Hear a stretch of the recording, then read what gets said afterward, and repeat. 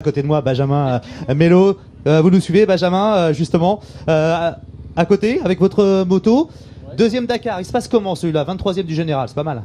Ouais, beaucoup mieux que l'année dernière. J'ai eu des mésaventures techniques l'année dernière. Et cette année, tout se passe vraiment bien. Je suis vraiment content du déroulement de la course. Je m'attendais vraiment pas à être là où je suis aujourd'hui, à 23e position du classement général. C'est un truc de fou pour moi. C'est un truc de fou. Et puis, ceux qui s'intéressent au sport mécanique vous connaissent. Vous êtes l'ancien mécano de Cyril Després. La moto, ça n'a pas de secret pour vous. Ouais, c'est vrai que c'est une moto que je connais très bien forcément. Et en étant mécano, pendant pas mal d'années, j'ai voulu le faire. J'ai toujours voulu le faire. Mais j'ai voulu attendre le bon moment pour le faire. Et aujourd'hui, je me régale au guidon de la moto aussi. Racontez-nous, c'est comment d'être derrière le guidon cette fois-ci? Alors c'est autre chose, hein, forcément. C'est une préparation qui demande beaucoup de temps à l'avance, physiquement, et pour toute la logistique et trouver les budgets, tout ça. Donc c'est un autre milieu et c'est tout aussi intéressant. Je crois que vous avez fait un peu de mécanique, hein, même sur ce Dakar, si je ne m'abuse. Ouais, on a eu une sacrée aventure hier en liaison. En fait, l'équipe KTM a changé le moteur en un temps record au départ de la spéciale. Ils ont fait un travail de malade. C'était vraiment impressionnant. Bon, il n'y a plus qu'une étape.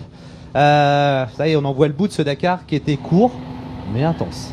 Ouais, court mais vraiment dur, avec voilà, beaucoup de pilotage difficile, des grosses dunes, beaucoup de fèche-fèche. On a galéré pas mal, mais on arrive enfin au bout. Enfin, j'espère du moins, encore 100 et quelques kilomètres demain à faire. Il faudra que tout se passe bien et voilà, assurer jusqu'à l'arrivée à Lima. Bon, dites-moi, si je vous dis Arnold de Brucy, vous connaissez?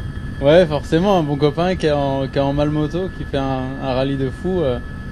Vraiment respect pour tous les gars en mal, parce que voilà, je sais ce que c'est aussi que d'être mécano et faire la mécanique après la grosse journée de moto. Respect. Alors, respect pour Arnold, troisième victoire d'étape dans la catégorie mal moto. Il y a une femme aussi qui gaze bien, qui va très très vite, hein, qui soude la poignée comme on dit, vous la connaissez? Ouais, Anastasia, ouais, qui est un petit bout de femme qui est fine comme tout, et je me demande comment elle tient sur la moto toute la journée, parce que quand je vois les mains, les bras, on souffre sur la moto, et en plus elle fait sa mécanique le soir. Oui. Eh bien justement Benjamin, elle est 8e de l'étape aujourd'hui, elle est 10e en catégorie mal moto. Ça peut être la première femme à terminer en mal moto, Gaël. Chapeau bas, non?